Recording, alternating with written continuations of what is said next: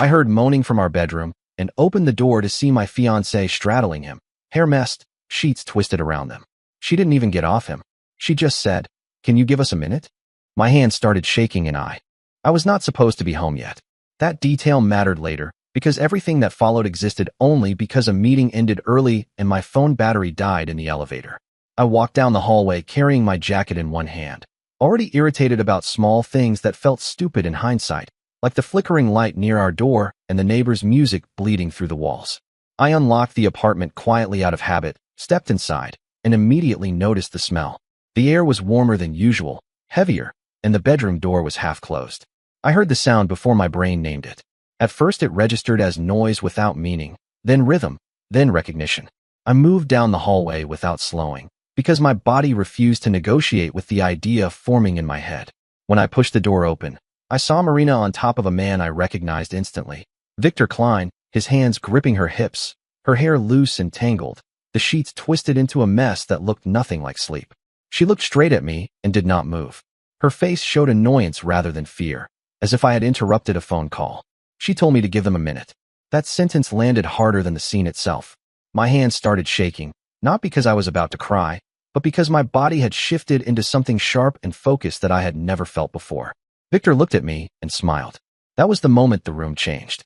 I grabbed his arm and pulled him off the bed, not violently enough to hurt him, but hard enough to make it clear this was over. Marina shouted, not in panic, but in outrage, as if I had crossed a line she believed belonged to her. I dragged Victor into the living room while he scrambled for his pants, knocking over a chair in the process. The noise carried through the thin walls, and I knew the neighbors could hear everything. I did not ask questions. I did not demand explanations. I told Victor to leave, immediately, and when he hesitated, I opened the front door and threw his shoes into the hallway. He protested, trying to sound reasonable, saying this was between me and Marina, as if he had not just been inside my bed. I shoved him out and slammed the door before he could finish his sentence. Marina came out of the bedroom wrapped in a blanket, yelling that I had embarrassed her, that I was overreacting, that this was not how adults handled things. I locked the door and told her to sit down. She refused. She said she had planned to tell me eventually, that I was supposed to understand this had been coming, that relationships changed. I realized then she had rehearsed this conversation, just not this timing. I called her parents on speaker without warning her. When her mother answered, Marina froze. I told them exactly what had happened, where she was, and who she was with. Marina tried to interrupt, talking over me, changing details mid-sentence, calling me unstable. Her father asked her directly if it was true. She avoided answering. That silence did more damage than anything I said. There was banging on the door before the call ended. Victor had come back, this time with 2 friends, all of them loud and confident in the way people get when they believe intimidation will solve things. One of them shouted Marina's name through the door. I told them to leave. They did not. A neighbor across the hall opened his door, saw the situation, and stepped back inside without a word. Someone called the police. Marina started pacing, suddenly aware that this was spiraling beyond her control. She accused me of setting her up, of trying to ruin her life. I told her she had done that herself. When the police arrived, Victor and his friends tried to explain the situation as a misunderstanding, but Marina's version kept shifting. She said I had been aggressive. She said she felt threatened. She said Victor was just a friend who came to check on her. None of those stories matched the scene the officers could see behind her, or the half-dressed man standing in the hallway. Statements were taken, voices lowered. Neighbors watched from behind doors. I kept my hands visible and my voice steady. Marina kept changing tactics, alternating between tears and anger, trying to pull sympathy from anyone who would listen. One officer separated us and asked if there had been prior incidents. Marina hesitated too long before answering no. After they left, the apartment felt smaller, like the walls had shifted inward. Marina sat on the couch and told me this did not have to turn into a war. She said we could still control the narrative if we were smart. That was when I understood the real danger. She was already thinking about how to rewrite this, how to position herself as the victim, how to make me the unstable one who walked in and exploded. I told her to pack a bag and leave. She laughed and said it was her home too. I reminded her that the lease was in my name and that staying would only make things worse for her. She stared at me, realizing for the first time that the confidence she had shown in the bedroom did not extend into real consequences. She left an hour later, slamming the door hard enough to rattle the frame. My phone lit up immediately with messages from mutual friends, from people asking what happened, from people already hearing different versions of the story. I did not respond. I sat on the edge of the bed and looked at the twisted sheets, the physical evidence of a decision that had been made long before today. Before midnight, I received a message from someone I barely knew, warning me that Marina was telling people I had lost control and scared her. That was the moment I stopped reacting and started moving. This was no longer about heartbreak or betrayal. This was about stopping a lie before it became permanent. The morning after Marina left, the apartment felt like a place that had been evacuated. Not quiet in a peaceful way, but hollow, like sound had nowhere to settle. I did not sit with it. I did not replay scenes. I showered, changed, and walked outside before the building could trap me in my own head. My phone kept vibrating. I silenced it and decided the order of things. Marina had already begun shaping a version of events that painted me as dangerous. Waiting would let that version harden. I went straight to where lies travel fastest. People. The first stop was Sabine Cross. She lived 5 blocks away and always made a show of being loyal to Marina while keeping one foot outside any real responsibility. She opened the door already tense, like she had been expecting me. I did not raise my voice or demand explanations. I told her I knew she had helped Marina create cover stories, that she had repeated them, and that if she wanted to stay out of what came next, she needed to stop speaking immediately. Sabine tried to play neutral, saying relationships were complicated and everyone made mistakes. I reminded her that neutrality disappears when you actively help someone lie. Her expression shifted. Fear has a way of clarifying things. She promised nothing, which told me everything I needed to know. From there, I went to Marina's workplace. I did not storm in or make a scene in the lobby. I waited until the weekly team meeting began, walked in calmly, and asked if Marina was available for a minute. She was seated at the table, composed, already wearing the version of herself she planned to present to the world. When she saw me, something flashed across her face that looked like calculation adjusting in real time. I spoke clearly and briefly. I said I was there because Marina had begun telling people I was unstable after being caught cheating in our home. I said I would not accept being framed as a threat to protect her reputation. The room went still. Marina interrupted, accusing me of harassment. I asked her to explain why the stories she told coworkers did not match what the police had documented the night before. She tried to redirect, claiming personal matters should stay private. Someone at the table asked what police she meant. Marina's composure cracked for half a second, just long enough. Her supervisor ended the meeting early. Marina followed me into the hallway, furious now, not careful. She said I was ruining her career. I told her she had already tried to ruin my life, and this was me refusing to stand still. That was the last conversation we had where she believed she still had leverage. The retaliation came quickly. By afternoon, messages circulated claiming I had threatened Marina, that she feared for her safety. I was not surprised. What had surprised me was how sloppy it was. Different people received different versions. In one, I had shouted and broken furniture. In another, I had grabbed her arm. In a third, Victor had bravely intervened to protect her. These stories did not align, and people noticed. I went to Victor next. He was at a public gathering with his family, the kind of setting where he could not control the audience. I waited until he saw me before speaking, so he could not pretend I ambushed him. I stated what happened in simple terms, without emotion. I said I walked in on him in my bed with my fiancée, that he returned with friends to intimidate us, and that police had responded. Victor denied parts reflexively, but denial falls apart when spoken too loudly in front of people who were never supposed to hear the truth. His mother asked him to step aside. His sister looked at Marina's messages on her phone and frowned. Victor left early. I stayed just long enough for the silence to do its work. By evening, the social terrain had shifted. People were no longer asking me what happened. They were asking Marina why her story kept changing. That night she filed a complaint. I learned about it from a knock on my door. 2 officers stood there, professional, reserved. Marina claimed she felt unsafe and that my behavior had escalated. The timing was transparent. I did not argue. I explained my movements that day, named witnesses, and pointed out that Marina had left the apartment voluntarily after the incident. The officers noted everything and left without further action. It was enough to tell Marina that fear could still be a weapon, even if it did not land cleanly. I did not wait for the next move. I went to the building management office the following morning and requested access to common area incident logs. Not recordings, not files, just logs. Dates, times, reports. Marina had already tried to involve authority. That meant structure mattered now. Patterns mattered. Sabine called me that afternoon. Her voice was tight. She said Marina was panicking, that she had not expected people to compare notes, that she thought controlling the narrative would be easier. Sabine wanted reassurance that she would not be pulled into anything. I told her the truth plainly. Anyone who kept lying would eventually be exposed by their own contradictions. Sabine hung up quickly. Victor disappeared from communication. His silence told me he was calculating losses, deciding whether Marina was worth continued involvement. People like Victor do not stay when attention turns costly. Marina began reaching out indirectly, through friends, through vague messages about resolving things privately. I ignored them. The escalation came from an unexpected direction. Marina showed up at my building late in the evening, not to talk, but to provoke. She shouted in the courtyard about how I had embarrassed her, how I had turned people against her. Neighbors watched from balconies. Someone recorded it. When I asked her to leave, she accused me of threatening her again, loudly, clearly hoping witnesses would hear only fragments. Instead, witnesses heard the whole thing. Security intervened. Marina left screaming that she would make sure everyone knew what kind of man I was. By the time she reached the street, her performance had already been uploaded and shared. Not by me, by someone tired of being dragged into a lie. That was when the balance shifted decisively. Marina's problem was not the affair anymore. It was momentum. Every aggressive move she made created another inconsistency.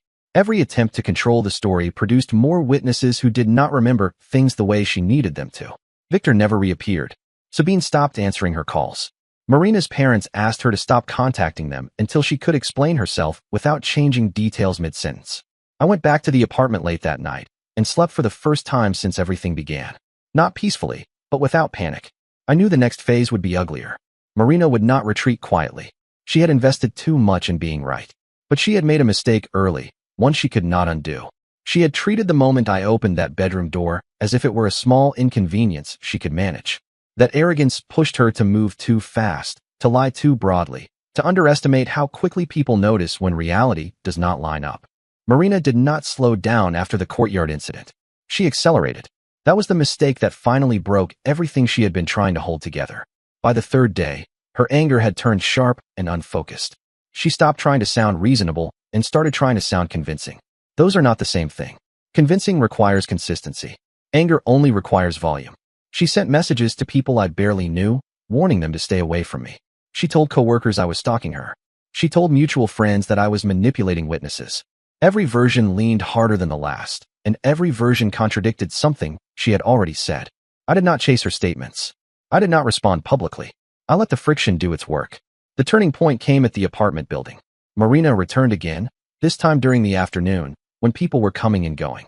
She demanded to be let inside to retrieve items she claimed I was withholding. I stood in the lobby with the building manager present and told her calmly that she had already taken everything she asked for and that further visits needed to be scheduled formally. Marina raised her voice immediately, accusing me of control, of intimidation, of locking her out of her own life. Someone asked her why she kept coming back if she was afraid. She did not answer that question. She changed subjects instead, which only drew more attention. The building manager reminded her that security logs showed her previous outburst and that future incidents would be documented. Marina laughed bitterly and said documentation could be twisted. That comment did not land the way she wanted. People heard it. She left again, this time not shouting, but crying loudly enough for the performance to still register. The lobby cameras captured everything. Later that day, Sabine called me again. This time she was not nervous. She was angry. She told me Marina had tried to pressure her into backing a new version of events, one that contradicted what Sabine herself had already told others. Marina wanted Sabine to say she had witnessed threatening behavior that never happened. Sabine refused. Marina accused her of betrayal. That ended their friendship in real time. Victor finally resurfaced that evening, but not to Marina. He contacted a mutual acquaintance and asked what people were saying about him. The answer was not reassuring. His absence had become part of the story. Silence reads as guilt when everyone else is still talking. He reached out to Marina once, according to someone who saw the messages, and whatever she said convinced him to disappear completely. He blocked her everywhere. That abandonment hit Marina harder than anything I had done. The person she had risked everything for had chosen distance over loyalty. The next escalation came from authority. Marina's complaint, the one that never gained traction, was reviewed again because she kept adding details. Each new addition conflicted with the last. Timelines shifted. Locations changed. Her description of my behavior escalated from verbal to physical without explanation. That triggered scrutiny instead of sympathy. She was asked to clarify.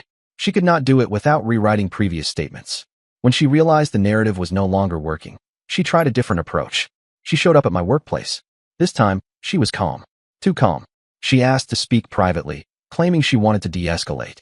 I refused to meet alone and requested a neutral presence. She agreed, confident she could still steer the conversation. She started by saying she wanted peace, that things had gone too far, that misunderstandings had spiraled. When asked directly why her stories kept changing, she blamed stress, trauma, shock. Then she contradicted herself again. She mentioned an incident she had previously claimed never happened. Someone in the room noticed immediately and asked her to explain the discrepancy. Marina froze for just a second. That pause was visible. It was enough. After that meeting, people stopped treating her claims as dangerous. They started treating them as unreliable. That distinction mattered. It stripped her of urgency. Without urgency, outrage loses fuel. Marina began unraveling socially. Invitations stopped. Messages went unanswered. People did not confront her. They simply stepped back. Isolation is quieter than punishment, but it lasts longer. She tried to regain control by reaching out to my family, hoping to reframe herself as someone who had been wronged. My family listened politely and then asked questions she could not answer without contradicting herself again. Her parents withdrew support shortly after, not because of the affair, but because of what she did after being caught. They told her to stop calling until she was ready to be honest without conditions. That conversation broke something in her that rage could not fix. The final fracture came when Marina attempted one last public accusation. She posted a long message online, vague but pointed, implying abuse, manipulation, and danger without naming specifics. People who had already heard multiple versions began comparing notes openly. Comments appeared asking for clarification. Someone referenced the police visit. Someone else mentioned the lobby incident. The post stopped gaining sympathy and started attracting questions. Marina deleted it within hours. By then, the damage was irreversible. Victor was gone. Sabine was done. Her workplace had distanced itself quietly. Her social circle no longer trusted her accounts. Authority had documented inconsistencies.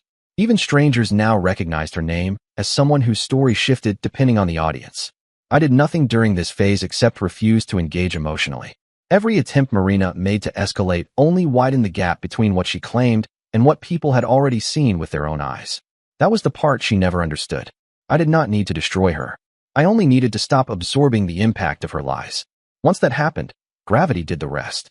Marina did not disappear after everything collapsed. People rarely do. She lingered on the edges of conversations, showing up where she was no longer welcome, trying to reinsert herself into spaces that had quietly closed. That phase lasted longer than she expected and shorter than she hoped. Consequences do not arrive all at once. They arrive in layers, each one thinner than the last, until there is nothing left to push against. The first consequence was procedural. After weeks of inconsistent claims, Marina was formally informed that her complaint would not move forward. The reason was not framed as punishment, but the effect was the same. She was told that further contradictory statements could expose her to repercussions. The warning landed hard. Authority had stopped being a tool and started becoming a risk. She withdrew immediately, leaving behind a paper trail that would not vanish just because she wanted it to. The second consequence was reputational. Marina's workplace never confronted her directly. They did not need to. She was removed from collaborative projects and excluded from meetings that required trust. Conversations shortened. Feedback became impersonal. She interpreted this as cruelty, but it was simply distance. Organizations do not punish loudly when they can isolate quietly. Within weeks, she was no longer considered reliable. Her exit came later, framed as mutual, but everyone understood the sequence that led there. Victor never resurfaced. His disappearance was not dramatic. He did not defend himself or deny anything publicly. He chose erasure. That choice spoke louder than loyalty ever could. Marina tried to contact him repeatedly, escalating from anger to pleading to threats. None of it worked. He had already decided she was no longer worth the attention. The man she risked everything for did not even stay long enough to be blamed. Sabine avoided Marina entirely. Their friendship did not end in a fight or reconciliation. It ended in silence. Sabine did not block Marina or insult her. She simply stopped responding. That kind of ending leaves no opening for revision. It signals finality without spectacle. Marina attempted to paint this as betrayal, but no one echoed the claim. People who have been pressured to lie do not rush to defend the person who tried to use them. The third consequence was social memory. Marina discovered that stories stick even when people stop talking about them. Invitations dried up. Introductions came with pauses. New connections asked subtle questions that revealed old information had followed her. She learned that being known for what you did after being caught carries more weight than the original act itself. Affairs are common. Attempts to rewrite reality are not forgiven as easily. My involvement ended gradually. I stopped being a topic once Marina stopped being believed. That transition mattered. It meant I was no longer positioned as her opponent. I became irrelevant to her story, which was the one outcome she could not manipulate. People stopped asking me for updates. They stopped checking in. They assumed the situation had resolved because, in every meaningful way, it had. I moved apartments. Not to escape anything, but to close a chapter cleanly. The new place had no shared history, no echoes of raised voices or twisted sheets. I took only what belonged to me and left the rest behind without ceremony. Closure did not require a final conversation. It required separation without return. Marina attempted contact one last time. It was not dramatic or apologetic. It was transactional. She suggested we could both move on if we agreed to stop referencing each other. The suggestion revealed her misunderstanding of what had happened. I had already moved on because I no longer needed to reference her at all. I did not respond. Silence answered more clearly than engagement ever could. The long-term consequence for Marina was not isolation, but recalibration. She was forced to rebuild without shortcuts, without borrowed credibility, without controlling the narrative in advance. People who once accepted her versions automatically now asked follow-up questions. She had to choose between honesty and exhaustion. That choice repeated daily. Some days she chose honesty. Other days she withdrew entirely. For me, the consequence was clarity. I learned how quickly a life can fracture and how important it is to move decisively when it does. I learned that confrontation, when done immediately and openly, prevents lies from gaining traction. I learned that refusing to play defense changes the shape of conflict entirely. Most of all, I learned that walking away without triumph is still a win. The sentence Marina spoke in that bedroom did not just end an engagement. It exposed how she handled accountability, how she treated truth, and how she reacted when control slipped. Everything that followed flowed from that moment. No investigation was needed. No elaborate plan was required. The outcome was determined by the speed at which she tried to escape responsibility and the number of people she dragged into that attempt. By the time the dust settled, there was no villain and no hero in the public sense. There were only patterns and outcomes. Marina lived with hers. I lived beyond mine. That is how it ended.